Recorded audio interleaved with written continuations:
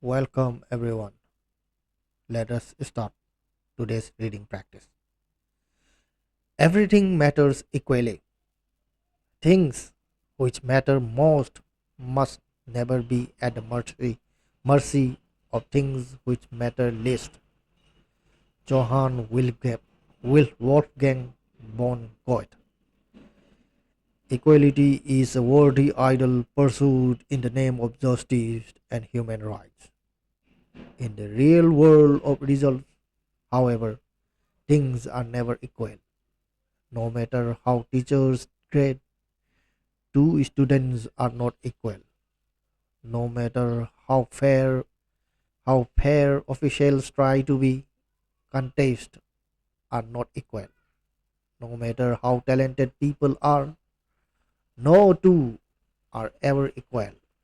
A dime equals 10 cents, and people must absolutely be treated fairly. But in the world of achievement, everything doesn't matter equally. Equality is a lie.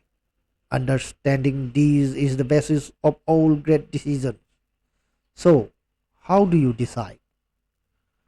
When you have a lot to get done in the day, how do you decide what to do first? As kids, we mostly did things we needed to do when it was time to do them. It's breakfast time, it's time to go to school, time to do homework, time to do chores, bedtime, bedtime. Then, as we got older, we were given a measure of discretion. You can go out and play as long as you get your homework done before dinner. Later, as we became adults, everything became discretionary. It all became our choice. And when our lives are defined by our choices, the all important question becomes how do we make good ones? Complicating matters. The older we get, it seems there is more and more piled on that we believe simply must get done. Overbooked, overextended, and overcommitted. In the weeds, overwhelmingly becomes our collective condition. That's when the battle for the right of way gets fierce and frantic. Lacking a clear formula for making decisions, we get reactive and fall back on familiar, comfortable ways to decide what to do. As a result, we haphazardly select approaches that undermine our success, pinballing through our day like a confused character in a B horror movie. We end up running up the stairs instead of out the front door. The best decision gets traded for any decision, and what should be progress simply becomes a trap. When everything feels urgent and important, everything seems equal. We become active and busy, but this doesn't actually move us any closer to success. Activity is often unrelated to productivity, and busyness really takes care of busyness. Busyness.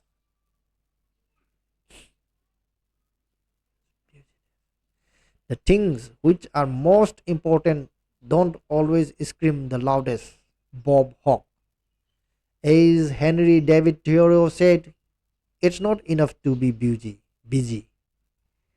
So are the ends. The question is, what are we busy about? Knocking out 100 tasks for whatever the reason is a poor substitute for doing even one task that's meaningful. Not everything matters equally, and success isn't a game won by whoever does the most. Yet, that is exactly how most play it on a daily basis. Much to do about nothing. To do lists are a staple of the time management and success industry. with our wants and others' wishes flying at us right and left. We impulsively jot them down on scraps of paper in moments of clarity or build them methodically on printed notepads. Time planners reserve valuable space for daily, weekly, and monthly task lists. Apps bound for taking to-dos, mobile and software programs code them right into their menus. It seems that everywhere we turn, we are encouraged to make lists. And though lists are invaluable, they have a dark side. While to dos serve as a useful collection of our best intentions, they also tyrannize us with trivial, unimportant stuff that we feel obligated to get done because it's on our list, which is why most of us have a love hate relationship with our to dos. If allowed, they set our priorities the same way an inbox can dictate our day. Most inboxes overflow with unimportant emails masquerading as priorities. Tackling these tasks in the order we receive them is behaving as if the squeaky wheel immediately deserves the grease. But as Australian Prime Minister Bob Hawke duly noted, the things which are most important don't always scream the loudest. Achievers operate differently. They have an eye for the essential. They pause just long enough to decide what matters and then allow what matters to drive their day.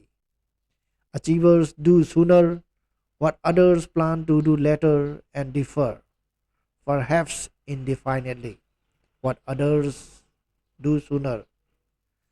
The difference isn't in intent, but in the right of way. Achievers always work from a clear sense of priority. Left in its raw state as a simple inventory, a to do list can easily lead you astray. A to do list is simply the things you think you need to do. The first thing on your list is just the first thing you thought of. To do lists inherently lack the intent of success. In fact, most to do lists are actually just survival lists, getting you through your day and your life, but not making each day a stepping stone for the next, so that you sequentially build a successful life. Long hours spent checking off a to do list and ending the day with a full trash can and a clean desk are not virtuous and have nothing to do with success. Instead of a to do list, you need a success list, a list that is purposefully created around extraordinary results. To do lists tend to be long, success lists are short. One pulls you in all directions, the other aims you in a specific direction. One is a disorganized directory and the other is an organized directive. If a list isn't built around success, then that's not where it takes you. If your to do list contains everything, then it's probably taking you everywhere but where you really want to go. So, how does a successful person turn a to do list into a success list? With so many things you could do, how do you decide what matters most at any given moment on any given day? Just follow Juran's lead. Juran cracks the code. In the late 30s, a group of managers at General Motors made an intriguing discovery that opened the door for an amazing breakthrough. One of their card readers input device for early computers, started producing gibberish while investigating the faulty machine. They stumbled on a way to encode secret messages. This was a big deal at the time, since Germany's infamous Enigma coding machine first appeared in the World War One. Both code making and code breaking were the stuff of high national security and even higher public curiosity. The GM managers quickly became convinced that their accidental cipher was unbreakable. One man, a visiting Western Electric consultant, disagreed. He took up the code breaking challenge, worked into the night, and cracked the code by 3 o'clock the following morning. His name was Joseph M. Joran. Joran later cited that this incident is the starting point for cracking an even bigger code and making one of his greatest contributions to science and business. As a result of his deciphering success, a GM executive invited him to review research on management compensation that followed a formula described by a little known Italian economist, Vilfredo Pareto. In 19th century, Pareto had written a mathematical model for income distribution in Italy that stated that 80% of the land was owned by 20% of the people. Wealth was not evenly distributed. In fact, according to Pareto, it was actually concentrated in a highly predictable way. A pioneer of quality control management, Duran had noticed that a handful of flaws would usually produce a majority of the defects. This imbalance not only rang true to his experience, but he suspected it he suspected it might even be a universal law, and that what Pareto had observed might be bigger than even Pareto had imagined. While writing his seminal book, Quality Control Handbook, Duran wanted to give a short name of the concept of the vital few and trivial many. One of the many illustrations in his manuscripts was labeled Pareto's principle of unequal distribution, where another might have called it Duran's rule. He called it Pareto's principle. Pareto's principle, it turns out, is as real as the law of gravity. And yet, most people fail to see the gravity of it. Gravity of it. It's not just a theory.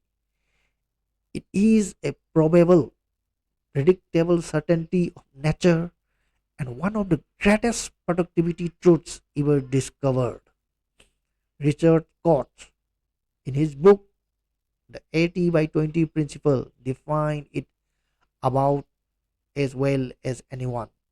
The 80 by 20 principle asserts that a minority of causes, inputs, or effort usually lead to a majority of the results, outputs, or rewards. In other words, in the world of success, things aren't equal. A small amount of causes create most of the results. Just the right input creates most of the output. Selected effort effort creates almost all of the rewards. Pareto points us in a very clear direction. The majority of what you want will come from the minority of what you do. Extraordinary results are disproportionately created by fewer actions than most realize. Don't get hung up on the numbers. Pareto's truth is about inequality, and though often stated is an 80 by 20 ratio, it can actually take a variety of proportions. Depending on the circumstances, it can easily play out as 90 by 20, where 90% of your success comes from 20% of your effort, or 70 by 10, or 65 by 5. But understanding that these are all fundamentally working off the same principle. Juran's great insight was that not everything matters equally. Some things matter more than others, a lot more. A to do list becomes a success list when you apply Pareto's principle to it. The 80 by 20 principle has been one of the most important guiding success rules in my career. It describes the phenomenon which, like Duran, I have observed in my own life over and over again. A few ideas gave me most of my results. Some clients were far more valuable than others. A small number of people created most of my business success. And a handful of investments put the most money in my pocket. Everywhere I turned, the concept of unequal distribution popped up. The more it showed up, the more I paid attention. And the more I paid attention, the more it showed up. Finally, I quit thinking it was a coincidence and began to apply it as the absolute principle of success that it is, not only to my life, but also in working with everyone else as well. And the results were extraordinary. Extreme Pareto. Pareto proves everything I'm telling you, but there's a catch. It doesn't go far enough. I want you to go further. I want you to take Pareto's principle to an extreme.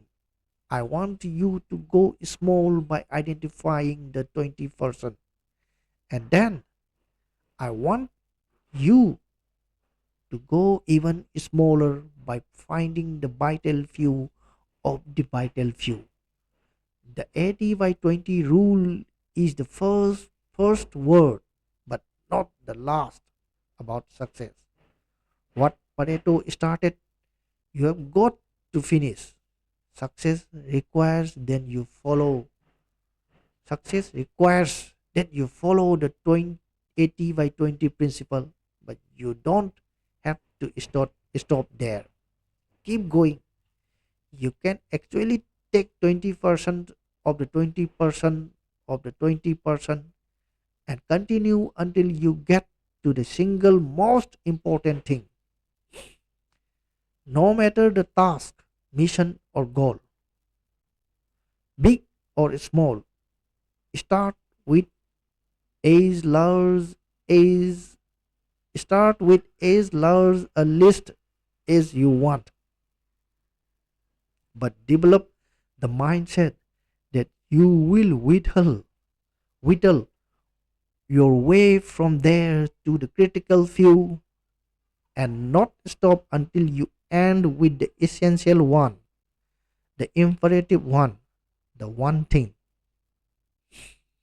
In 2001, I called a meeting of our key executive team. As fast as we were growing, we were still not acknowledged by the very top people in our industry. I challenged our group to brainstorm 100 ways to turn this situation around. It took us all day to come up with the list. The next morning, I narrowed the list down to 10 ideas, and from there, we chose just one big idea.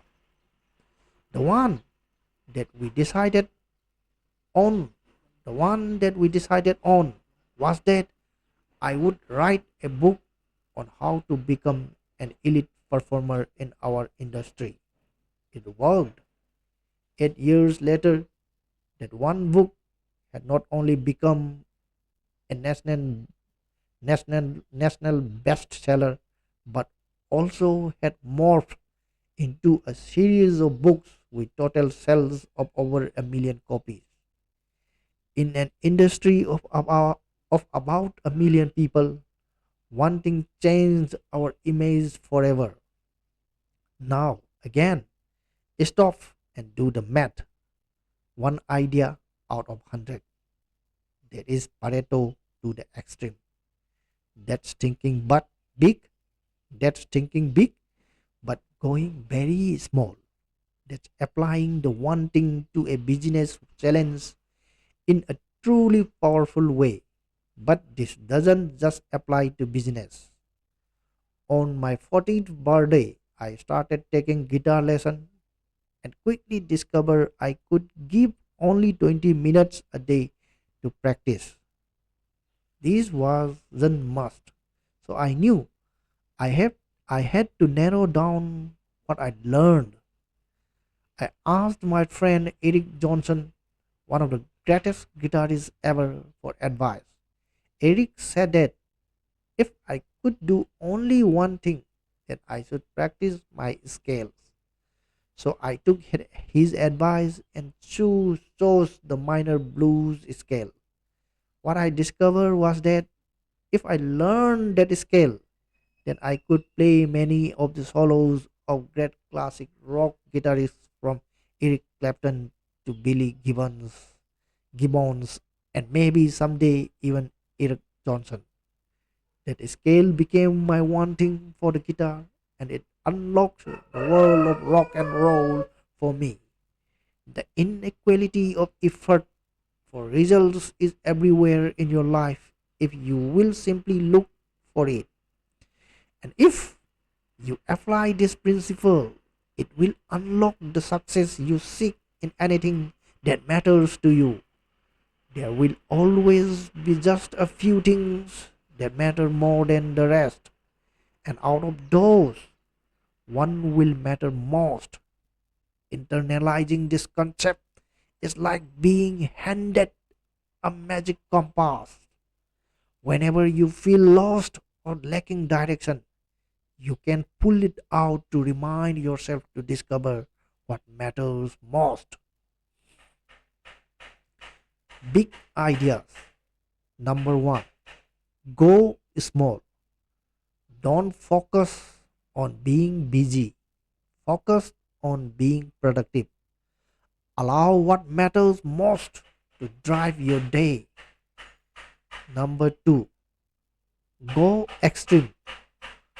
Once you have figured out what actually matters, keep asking what matters most until there is only one thing left. That core activity goes at the top of your success list. Number three, say no.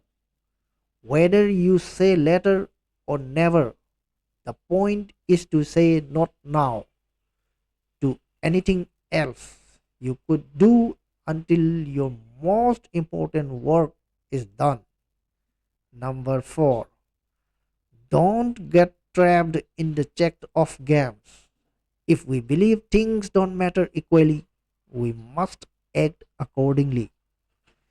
We can't fall prey to the notion that everything has to be done, that checking things off our list is what success is all about. We can't be trapped in the game of check off that never produces a winner. The truth is that things don't matter equally, and success is found in doing what matters most. Sometimes it's the first thing you do, sometimes it's the only thing you do. Regardless, doing the most important thing is always the most important thing. Okay, guys, that's it for today.